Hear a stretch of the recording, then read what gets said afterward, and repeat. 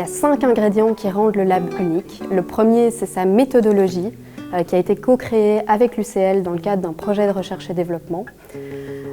Cette méthodologie contient différents outils qui nous permettent d'accompagner des clients à différentes étapes de leur projet. Le second ingrédient, c'est la diversité des profils qu'on réunit au cours d'une session de 4 heures.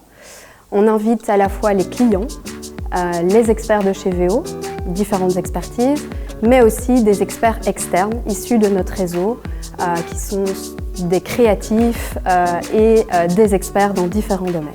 Notre troisième ingrédient, c'est notre connaissance des dynamiques de groupe. On a créé un questionnaire pour identifier le profil créatif des participants et ça nous permet premièrement de les sensibiliser au fait qu'on est tous créatifs, on a tous un rôle différent à jouer dans le processus. Et ensuite, ça nous permet d'adapter les sessions en fonction des différents profils. Le quatrième ingrédient du lab, c'est le lieu. L'environnement influence énormément la créativité et c'est pourquoi VO a créé un espace dédié à la créativité. Cet espace a été pensé pour notre méthodologie et pensé avec l'UCL sur base des recherches scientifiques. Et enfin, le cinquième ingrédient, c'est la qualité des reportings. En effet, il n'y a pas de perte d'idées. Tout est mis en œuvre pour qu'on puisse replonger dans la session. C'est permis à la fois par les outils du lab qui sont très structurés et la team qui est présente pour tout restituer au fur et à mesure de la session.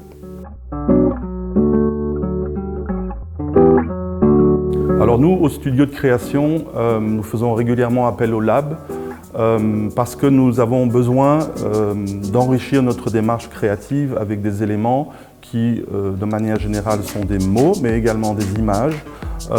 Et donc, nous faisons participer nos clients à ce processus particulier, différent d'un workshop classique, puisque nous faisons intervenir des contributeurs externes qui viennent apporter un regard transversal, différent, singulier. Mais ce qui est intéressant dans cette démarche, c'est que on fait sortir les clients de leur zone de confort, donc on les amène à travers leur personnalité, leur vécu, les anecdotes qu'ils ont pu vivre dans leur entreprise, dans leur institution. On les amène à travers les exercices que nous faisons tous ensemble ou en sous-groupe, à partager des choses et ils ne se rendent pas compte finalement de ce qu'ils nous livrent. Ils nous livrent des choses qui peuvent être à propos de quelque chose qu'ils ont vécu et nous on va décortiquer ces éléments et on va en tirer quelque part un substrat qui va nourrir notre démarche créative.